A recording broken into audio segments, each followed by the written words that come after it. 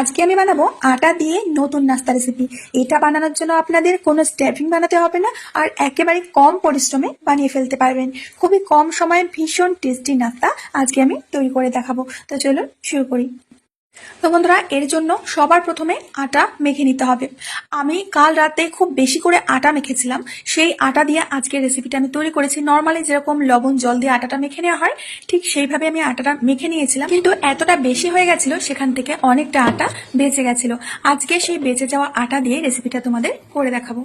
তো এটা যেহেতু কালকের আটা, তো এটা আরও একটু আমি মেখে নিচ্ছি। আটাটাকে মেখে একটা সাইডে আগে রেখে দেবো। তো বন্ধুরা, এখন নিয়েছি কাঁচা আলু। আলু সেদ্ধ করার কোনো দরকার নেই, তো আমি ছোট্ট সাইজের 5টা কাঁচা আলু নিয়েছি। তো এই গ্রেটার দিয়ে প্রথমে আলুগুলোকে গ্রেট করে নেব। বন্ধুরা, একেবারে সহজ আর মজার রেসিপি, অবশ্যই ভিডিওটিকে শেষ পর্যন্ত দেখে তারপরে যাবে। আলু কুচিয়ে নেওয়ার পর নিয়েছি একটা গাজর। গাজরটাকেও এইভাবে গ্রেট করে নিতে হবে। তো বন্ধুরা, আলু আর গাজর আমাদের গ্রেট করে নেওয়া হয়ে গেছে, দেখতেই পাচ্ছ।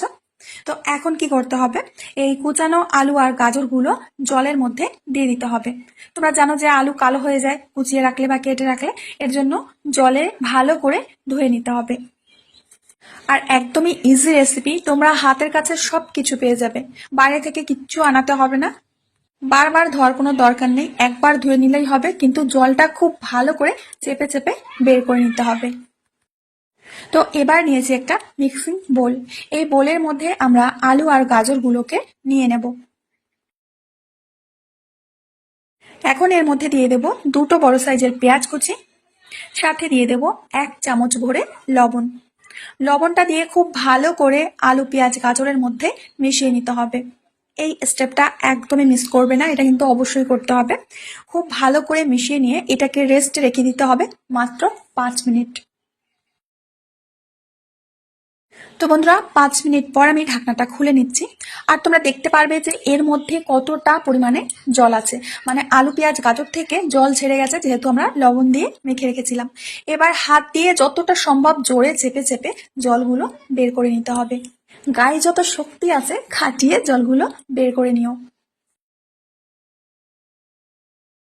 আর তোমরা দেখতেই পাচ্ছ যে কতটা পরিমাণে জল সবজির মধ্যে ছিল। তো এই জলটাকে এখন আমরা ফেলে দেব। এবার যে সবজিগুলো নিয়েছি এর মধ্যে দিয়ে দেব রসুন কুচি, দিয়ে দেব আদা কুচি, কাঁচা লঙ্কা কুচি, আর এখানে দিয়ে দিচ্ছি অনেকগুলো ধনেপাতা কুচি, আর দেব চাট মশলা। এখন 1 চামচ জিরে দিয়ে দিলাম যাতে হজমটা খুব ভালোভাবে হয়, আর দিয়ে দিচ্ছি 1 চামচ ধনিয়া গুঁড়ো। খুব ভালো করে এখন এই সবজিগুলোকে মশলার সাথে মিশিয়ে নিতে হবে। এখানে কিন্তু আর কোনো মশলার কোনো প্রয়োজন নেই। তোমরা চাইলে গরম মশলা গুঁড়ো, আছে ম্যাগি মশলা গুঁড়ো, মানে যে কোনো গুঁড়ো ফুড়ো দিতে পারো, কিন্তু আর কোনো মশলা দেবার কোনো প্রয়োজনই হবে না। তো খুব ভালো করে মশলাটাকে আমি মিশিয়ে নিয়েছি।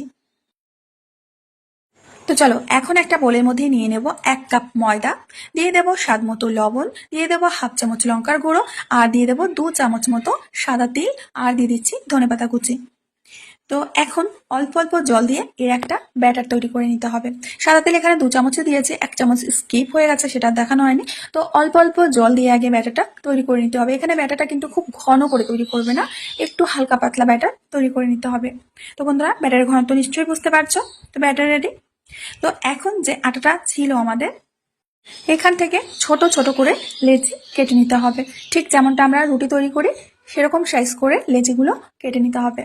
তো একটা লেচি নিয়ে নিয়েছি, এখন রুটি বেলে নেব। রুটিটা কিন্তু একদম পাতলা করবে না, মানে খুব বেশি মোটাও হবে না, আবার একেবারে পাতলা হবে না। বন্ধুরা, আশা করছি রেসিপিটা তোমাদের অনেক ভালো লাগবে। প্লিজ ভিডিওটিকে শেষ পর্যন্ত দেখে যেও। তো তোমরা দেখতে পাচ্ছ রুটিটাকে আমি একটু লম্বা টাইপের করে বেলে নেবো, গোল করবো না। এখানে রুটিটাকে একটু লম্বা টাইপের করে রুটিটাকে বেলে নিতে হবে। ঠিক আমি যেমনটা দেখাচ্ছি, দেখো এরকম করে বেলে নিতে হবে। তো এর উপরে আমি দিয়ে দেবো 1 চামচ মতো টমেটো সস। এবার সসটাকে পুরো রুটিটা একটু মেখে দিতে হবে, ঠিক এইভাবে। এবার আমরা যে সবজিটা মেখে রেখেছিলাম এই সবজিটা এই রুটির উপরে দিয়ে দিতে হবে। ভীষণই হেলথি আর টেস্টি একটা রেসিপি, তোমরা একবার হলেও বাড়িতে ট্রাই করে দেখো। তো পুরো রুটিটাই আমি সবজিটা এইভাবে দিয়ে দেওয়ার পর এটার একটা রোল তৈরি করতে হবে।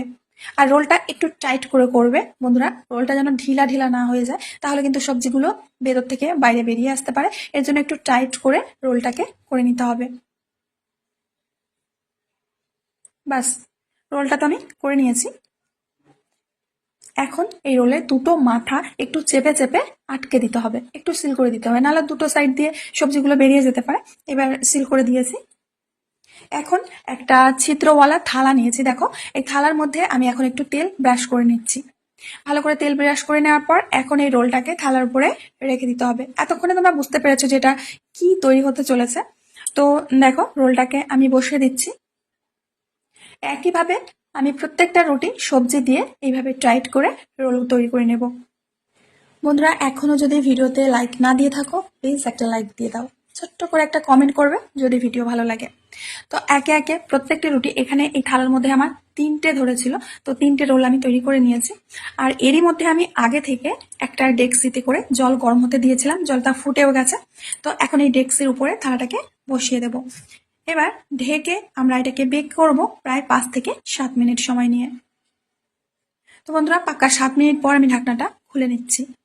ভালোভাবে সেদ্ধ করে নেওয়া হয়ে গেছে। আর তোমরা এটাকে এইভাবে কেটে কেটে খেতে পারো, মোমোর মতো লাগবে খেতে। তো আমি এটা আজকে একটু অন্যভাবে তৈরি করব। তো প্রথমে থালা থেকে তুলে নিচ্ছি। যেহেতু তেল দিয়েছি, তেল দিলে খুব সহজেই থালা থেকে উঠে যাবে, আর তেল না দিলে লেগে পড়বে আর রোলটা ছিঁড়ে যেতে পারে। ঠিক আছে, একটা একটা করে রোল আমি এখন দেখো রেখে দিচ্ছি। এখন এই রোলটাকে আমি 2 ভাগে ভাগ করে নেব। তোমরা চাইলে ছোট ছোট করে পিস পিস করে কেটে নিতে পারো। তো আজকে আমি একটু বড় বড় করে তৈরি করবো, এর জন্য আমি 2টো খণ্ড করে নিচ্ছি। তো একে একে প্রত্যেকটা রোল আগে আমি কেটে নেব।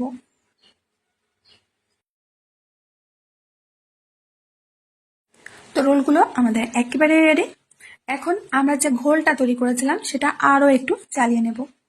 এখন এই ঘোলের মধ্যে একটা করে রোল দিয়ে দিতে হবে, আর খুব ভালো করে ব্যাটারটাকে এর গায়ে লাগিয়ে নিতে হবে। ব্যাস, এখানে তোমরা কর্নফ্লোর দিয়েও ঘোলটা তৈরি করতে পারো, বেসন দিয়েও তৈরি করতে পারো। ঠিক আছে, আগে থেকে আমি তেলটা গরম করে নিয়েছিলাম। এখন এই গরম তেলের মধ্যে একটা একটা করে রোল দিয়ে দেবো। এখানে খুব বেশি দেবো না, 3 থেকে 4টে রোল দিয়ে দিতে হবে। এখানে আমি 3টে রোল দিয়ে দিচ্ছি। গ্যাসের আঁচটাকে কিন্তু হাই টু মিডিয়ামে রাখবে। হাই টু মিডিয়ামে রেখে এগুলো ভেজে নিতে হবে। একটা পাশ একটু হয়ে যাওয়ার পর এইভাবে আমি উল্টে দিচ্ছি। একটু সময় নিয়ে ভাজলে দেখবে যে এগুলো ক্রিস্পি হয়ে যাবে বাইরে থেকে। আর কম সময় নিয়ে ভাজলে ক্রিস্পি হবে না, একটু নরম নরম থাকবে, তবুও খেতে দুর্দান্ত লাগে। কথা বলতে বলতে রোলগুলো আমরা ভেজে নিয়েছি। দেখতেই পাচ্ছ কালারটা কত সুন্দর এসছে। এটা খেতেও কিন্তু খুব সুন্দর লাগে। তো একে একে প্রত্যেকটা রোল আমি তুলে নিচ্ছি। একইভাবে দ্বিতীয় ব্যাচটাকেও আমি ভেজে নিয়েছিলাম। আর দেখে কিন্তু খেতে ইচ্ছা করছে, এতটাই লোভনীয় হয়েছে আজকের খাবারটা। তোমাদের মনে হতে পারে যে খাবারের কালারটা একটু চেঞ্জ হয়ে গেছে। এখানে আমার ছোট্ট ছেলে একটা দুষ্টুমি করে রিং লাইটের কালারটা চেঞ্জ করে দিয়েছে, এর জন্য কালারটা এরকম দেখাচ্ছে। তো বন্ধুরা, আশা করছি আজকের রেসিপি তোমাদের অনেক ভালো লেগেছে। ভালো লাগলে লাইক কমেন্ট শেয়ার করবে। আজ এখানে বিদায় নেবো, আবার আসবো নতুন রেসিপি নিয়ে।